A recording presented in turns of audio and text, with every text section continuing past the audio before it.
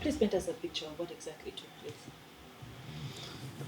First of all, I am hesitant to call Sorot an election because parliamentary elections have a law called the Parliamentary Elections Act that guides the Electoral Commission on how it should conduct that particular election.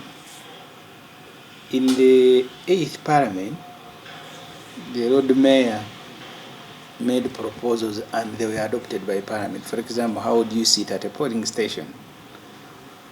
In the past, the Electoral Commission used to feel very sweet, so they sit far away from polling agent. That was changed. The Parliamentary Elections Act requires agents to sit with the presiding officer to see every detail. But Soroti, agents were kidnapped from polling stations. One case of Arewot Akum Catholic Church, people sent to arrest FDC agents didn't know them. So they ended up arresting FDC and also an NRM agent called Michael Womuku, something like that. And they are all released on the same police bond. So issues like bribery, and that's why I told the Parliament, Prime Minister Nabanja was involved in it, bribing people. The breaking into of Honorable Adeke's house, the arresting of the FDC president, the arresting of agents, 140. At a polling station, I think in Opuyo, one set of agents is arrested, you replace it with another, it is also taken. And then you have incidents of Tanga Odoi going to Soroti Central Police Station to retrieve FDC agents because he wanted them to sign and certify the declaration form in the evening. So they pick them from the cells and return them. So the result was not an election. It was, during campaign, it was peaceful, and all the thuggery took place on voting day. Ministers moving in vehicles that have no number plates, ministers moving with the military, because the Parliamentary Elections Act does not allow a gun at a polling station. People must vote in a free environment. But there are guns all over. At one polling station, they had tear gas people. So really, for the NRM, this was an operation. For us, we were naive. We subjected ourselves to an election. Then they came for an operation, and they got what they wanted. So that's what happened in Soroti. No election, just thuggery. Now, FGC contested the results, but don't you think that we're at a point where the electorates are tired, actually, because every single time the opposition is always contesting the results from all these elections, whether they're elections or what you're calling them to be? You see, fighting to make a country better is a full-time job. It's like looking for money. It is our duty to go and engage the population for them not to give up. The aim of many actors in government is actually to make the population despondent. And that's why when we have an opportunity like Soroti, we'll go and speak to them, raise their morale. Because in fact, when we left, we had a meeting and started asking ourselves, do we now go to Palisa and Chisoro, and what do we tell people? That, okay, we are here, please come and vote, we'll protect the vote, knowing that we're all going to be arrested. Because this did not start with the Soroti. People were arrested, MPs in Kayunga, in Omoro, I was in by-elections, in all of them, in Mukono, in Kasese. But we simply have no solution. So we'll continue trying until maybe one day when we'll be able to sort out the mess in our election and the mess in the country. So it's a valid point that the population maybe will get fatigued. And sometimes it explains also the low voter turnout. I'll tell you, in my own election, 180,000 people are registered, but less than half came to vote. in the general election, 18 million people were registered. Those who voted are not 9. So I think progressively there are people who have given up. It is our duty to tell them, please do not give up, and we will continue doing so. And then which elections do you think NRM has ever won and fairly? There are areas where NRM has won. There are also areas in the country where we are not even able to raise candidates. In the last election, I think the FDC, out of course you can discount the military, but out of the 530 seats that are available, I think the FDC did not raise candidates in nearly 200 electoral areas. But all this can also be explained. So there are areas where I have gone to Chisolo. Chisolo is like in another country. Even the police will ask you, what have you come to do here? So areas that have been gazetted in the mind of people like the NRM areas. So the NRM has won some elections, and I would be foolish to say they cannot. But they also rig. They are too greedy. If you look at the Soroti by-election, it did not affect the numerical status of parliament, and it was never going to affect it. NRM will remain dominant with over 350 MPs. If they want to change the constitution, they will change it. But they are greedy. Even that small thing, they will go and beat people and win it. But also elections are not just about polling and declaration of results. It's a whole process of what you do. I think in every general election, NRM and Mr. Museveni in particular will use more than $1 trillion to bribe people to rent for support. And that's why even after election, the economy has problems. Even now, we are still suffering with the economy of election. Because all the money will go to rent for support. They brought money of Myoga, $1 trillion went in. Which Myoga when people are 1 month away from voting? They will make it look formal, make it distance themselves from it. So elections in Uganda are influenced and understood. Because you go to compete against NRM as if you are competing against a political party, yet you are competing against the state with the police, the military, Bank of Uganda, everybody. So in some areas, you just win against the odds, not because you are competing favorably amongst yourselves. What you talked about preparation. I mean, the election is not just about voting and polling. Yeah. What in the first place led us to a place where we are voting once again is a by-election in Soroti East? Soroti East is a new constituency. The whole of Soroti was a municipality. When they declared it a city, they created 2 constituencies. In the last election, by the way, there was a court ruling because someone went contesting that some areas that are in Soroti East are supposed to be in West there. And the court said, no, you can go ahead with the elections.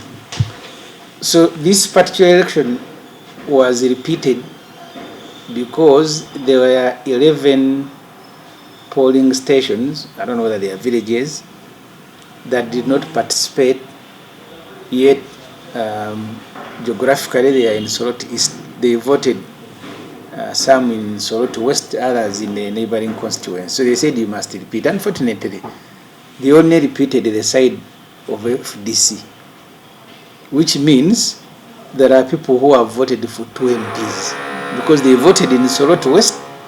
Now they have voted in Soroti East. Ridiculous. But of course, courts in Uganda and the Electoral Commission, in most part, they also act like they are an extension of NRM courts in Uganda. Now, does that mean that the election in Soroti West should actually also be nullified and repeated? That's what should have happened. Because you can't say you disenfranchised the people, they did not participate in voting, yet they voted for an MP in another area. So you just have to cancel, and then both elections in West and East are repeated. But these ones voted the other side, now they are voting this side. So that's what happened. Why do you think there hasn't been nullification for Soroti West? Of course, with the elections, usually the court is moved by petitions. But court must also dispense justice in context. So you simply can't say for us we are caught because nobody has raised objection about this, because this is the same subject matter. So the moment you're going to order that this election should be repeated, why? Because there are people who voted from West yet they are in East. You have to order that both constituencies have to go, and especially this was Court of Appeal, which is also a constitutional court. What are some of the lessons that you've learned from this election that might also affect policy? The trouble is that I don't look at this election in isolation. About 7-10 years ago, the Netherlands Institute for Democracy came here, having participated in processes in Ghana that led to the sanity that is in that country now. And they said, you see, where Uganda is, you might need a negotiated settlement. And that's how they formed the iPod. The idea was that you need to dialogue about these things. Because you see, Uganda has some of the best laws, but people break them with impunity. The NRM people will act outside the law, they are above the law. To get people to begin respecting the law is a process that will go beyond the slaughter. The fortunate thing, I have seen NRM elections themselves. They beat each other, they shoot at each other. The other day you saw what happened between Mwesigwa Rukutana and Naomi Kabasharira. Their election was habituated by guns. So the direction that the country is taking, and for me that's the most unfortunate thing. I have worked around and in Parliament as a journalist and an MP. The caliber of leaders on the side of NRM that you want to have a dialogue with about the future, that caliber is either no longer there or not in charge. Because in the 7th Parliament, after the general elections of 2011, there was even a committee of Parliament chaired by former Judge Augustine Nshimi, a committee to investigate malpractices and violence in elections. And the idea was that Parliament must make recommendations to improve elections. I don't think a motion like that can pass in this Parliament where the head of government business is in Abanja. So the trouble is that we now have a deficit. And it's not that people of high caliber have died. They are there, they are no longer in charge. Or where they are on holiday. So you have vigilantes, people who ordinarily should be mobilizers, RDCs, people who should be singing at rallies. They are the ones who run the country now. You can't have a dialogue with them. In fact, when you have an election like that, they are very happy. Because for them, the end justifies the means. But we will pay the price, all of us, including them. And I keep talking to them. There was an MP I told that, you see, when you break up a country, maybe you and I will be on the next flight running away. So yeah, it's entirely up to them. I mourn because I am part of Uganda, but I know the moment you compromise the elections, you compromise the power of the population, you will pay. It can take longer, but it will certainly happen. Do you have a vendetta against Nabanja? No, I have nothing personal against Nabanja. I only compare her to the prime ministers that we have had. Professor Nsibambi, Dr. Wakana Rugunda, Amama Mbabazi. Do you think she didn't qualify for that? The qualifications are too low in Uganda. Anyone who can qualify. I mean, if you can have full figure as a presidential advisor, why shouldn't someone like Nabanja be a prime minister? But that's the quality. Presidential advisor, the first lot of the presidential advisors, you had Justice Kanyehamba. You had Tinyefuza. Those were the presidential advisors. Today you have full figure, Butcherman. The prime ministers that you had were Professor Nsibambi, Cosmas Adiebo, who was heading Chambogo, Amama Mbabazi, Chintu Musoke, Dr. Chiseka. That lot is gone. So really she fits in within the new arrangement of full figure, Butcherman, Nabanja. That's the set of human resource that the president has assembled. And I care for the country. I don't care about his human resource. In Soweto East, NUP supported the FDC candidate. In Palisa, we see FDC supporting Joseph. Is it for tit for tat? Some of these things have happened by themselves. I don't want to take credit. We have had meetings with after Soroti and even before. But sometimes for the FDC, it depends so much on the local leadership. Because unlike other parties, the FDC branches are very strong branches. In 2021 elections, at the headquarters, we had wanted the Honorable Centenary and Honorable Mbaju to be candidates in Kasese. The Kasese FDC chapter said they will not be. They came and camped at the headquarters and we gave in. So we are lucky that the local chapters have made the decision. And I know partly in Palisa because some of the FDC people had moved on to go and support Tarigora. We were actually trying to retrieve them. That's why we didn't have such a big difficulty not to nominate a candidate. So it's not tit for tat. We will continue discussing. It's in our interest because whether you have one candidate or multiple, you're going to face the NRM people the same way you face them in Soroti. When the two opposition leading parties, FDC and NUP, are continuously losing in these elections, by-elections and some elections, doesn't that affect the reputation of the strong votes? There is no losing. In fact, I left Soroti when I was happy. Because we won elections, NRM simply declared themselves winner. So if we had lost, I would come back here angry. But from the campaign, from the turn up at rallies to polling, and I dare the NRM person who won Soroti, let him go and celebrate. Did you see any celebration after elections in Soroti? Let him go and have Thanksgiving. There are areas in Soroti where he will not stay. And he knows it. So really, Soroti, that election we won, NUP won Kayunga. It happened under Obote. I was helping the later Mayanja to write his biography. In fact, for him, he was even declared a winner, but he had to run away. After being declared a winner, he ended up in Kenya. So things are taking the same direction. Maybe we'll get there. I hope we don't. But where we are now, things are like that. While you're in Soroti campaigning, Parliament passed a report urging government to bail out Rocco, which has also been contested by opposition. What do you have to say? That was a robbery, unfortunately staged on the floor of Parliament.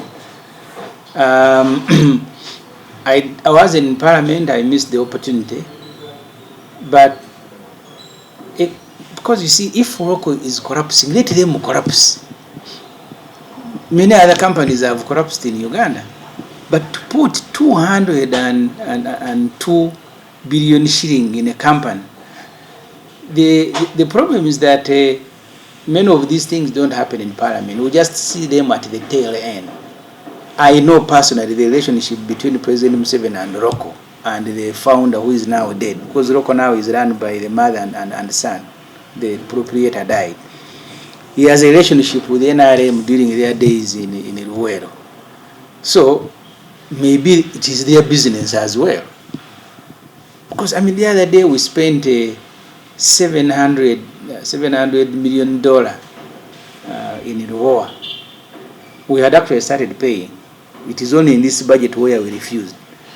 But the budget of last financial year, we paid 250 billion to Luwero. That Pineti, who is also a friend of Museveni, that is constructing a super referral hospital. I don't know when it will be completed. That woman who is selling furniture, she is now the one constructing a hospital for Uganda. And we are going to spend $700 million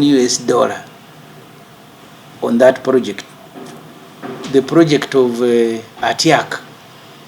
We've been putting money in Atiak sugar factory. At one time, 100 billion shilling. Now, Chiramoto. I see the president every day speak about Chiramoto. The last time we interacted with Chiramoto as a parliamentary committee on budget, they said the they wanted to manufacture 600 buses, and they said the KCC was supposed to be our client, but now they have signed contracts with other people. We don't know where we will sell these vehicles if they are manufactured. I don't know why the president doesn't tell the country these things. Because you see, people are going to make a decision to buy vehicles because of the cost. It's not because out of obsession that, okay, I want to buy a vehicle manufactured in Uganda. And idea, because you ask them, what are you manufacturing? They now have a plant in Jinja. We've spent billions of money. So really, these initiatives on the surface are not bad, but they are not cost effective for any economy. You need to look at Uganda's budget. Next year, we are going to pay interest on money borrowed. 6 trillion shilling interest. Money we've been borrowing here. I mean, you can't be borrowing money and then you're just throwing at people. And then in the budget, you have 6 trillion to pay interest. Not even the principal, but to pay interest. And then when you borrow, then you throw at people and then come back to Parliament with a resolution to borrow. But you're going to manufacture cars that use electricity, which would be easier, looking at climate change and how important it would be for the environment. You see, the retro economics that I remember, there are things that where you don't have a comparative advantage, things that you don't manufacture, even if you have capacity to do so. When there was COVID, not every country, including developed countries like Germany, like France, they all didn't go into doing research in vaccine and manufacturing vaccines. They left it to a handful of countries, UK, America, because sometimes you look at the cost of manufacturing a vehicle. You can actually manufacture a vehicle, but if you're going to manufacture a vehicle at 2 billion shilling, and Japan is going to manufacture it at 2 million, you will be a mad person to go ahead with it. So that's the economics that the president and his scientists will need to do. If it is costly to manufacture a vehicle, you don't manufacture it. I went to Ethiopia. They have a vehicle assembling plan. Part of the reason, in fact, they don't pretend that it's manufacturing, it is assembling. The steel, because Ethiopia provides about 20% to that vehicle, the steel, and then they import the rest. The reason they import parts, in terms of transport, you can bring 100 vehicles in a container if they are in parts. If you are going to bring vehicles that are already manufactured, instead of 100, you bring 30. So they took a decision as a country that we need to begin assembling vehicles here, and Kenya is doing the same thing. You do a lot of saving. I don't know whether the scientists are lying to the president that Uganda is going to manufacture. Look at South Africa. Do they manufacture any car? But they have plants for Mercedes, for all the manufacturing. So what we need here is to begin assembling vehicles. And if we have any part that we are going to be providing, because even in developed countries, Russia, which is now fighting with Ukraine, they get part of their spare parts for ammunition for vehicles from Ukraine.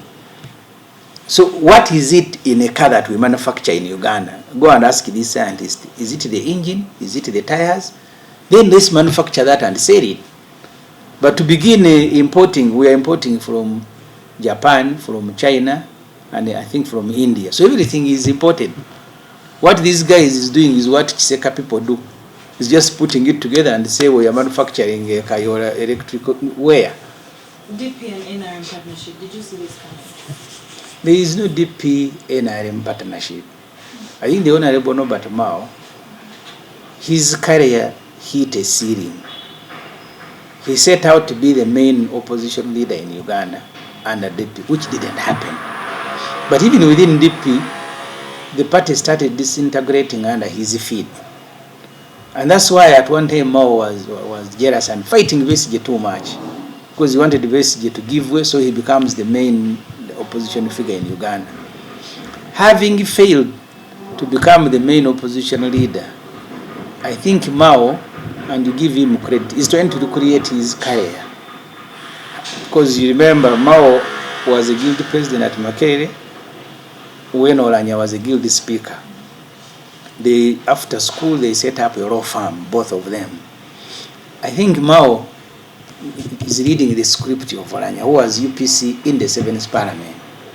He was UPC, he lost the elections for the 8th Parliament, surrendered to NRM, became a chairperson of a committee on legal, became a deputy speaker, and became a speaker. I see Mao taking that direction. There is an opportunity for him to recreate himself and his career under NRM than there is in DP and opposition. So there is no agreement. Mao was just being smart. He is a smart person. In politics, in football, there are players that, what they call in the Premier League, free transfer. So you go when they are made no payment. I think Mao went with his was a free transfer. There was no value for his institution. So the only value that there is personal. That he becomes a minister. If he does well, he can aspire. He will join NRM, just watch the space, and eventually he may even seek to be part of the NRM leadership. He's now a minister in the government. Do you think there's a way that opposition can actually reap from his position? What this country has not succeeded is finding people who can speak to the heart of President Museveni. I attempted. One time I was with him on TV, on radio, and I pleaded with him in 2014 that, please, can you give Uganda a gift? You announced that you will not be on the ballot next time. And he was just laughing. What we have not succeeded persuading Mr. Museveni, who is addicted. Museveni is addicted. I don't think he sees himself when he's not a president. I don't think that role Mao can play of persuading Mr. Museveni to give up power and to allow the country move on. That role should have been played by elders, by religious leaders. Unfortunately, this country is so unlucky. When people meet Museveni, they just present personal problems, and I have seen. We went to record a capital gang. After the show, Bet Kamia was looking for. She told Museveni, I need a one-on-one with you, and you see where she ended. So that's the unfortunate bit of Uganda, that when people meet Museveni, who has monopolized the country, monopolized the economy, they present personal problems. I looked at Bet Kamia and I came back shocked. Because for me, I spent the whole 2 hours telling him, Museveni, you are messing up the country. For her, I think she was waiting for the show to end to ask for handouts. And that's what many of the people do in Uganda. Religious leaders, cultural leaders, they all just line up to go and ask for handouts. Have you been ever tempted? To ask for what? If Museveni was giving life, I can go. But money? No, I can go and look for money. I don't have to go and plead with Museveni. Now, Mao has also been among the opposition leaders who have talked about, accused or alleged. Yes, just one more question. Yeah. Accused the ruling party of abusing human rights. Will the DP president undertake now that he has this position? There is no DP. The first thing that Mao announced is that all the press conferences of DP have ended. Didn't you hear him say that? Say the press conferences are ended, he will now speak to Museveni. He attended his first cabinet on Monday. Cabinet is collective responsibility. You don't go speak like he has been, except if he wants to be sacked. Because those who spoke publicly, they've done this, were sacked. They told him, Museveni, please don't amend the constitution. So you mean Mao will continue? It has ended. Now he has gone into marriage. See, Mao wants to remain virgin and married. It never happens anywhere.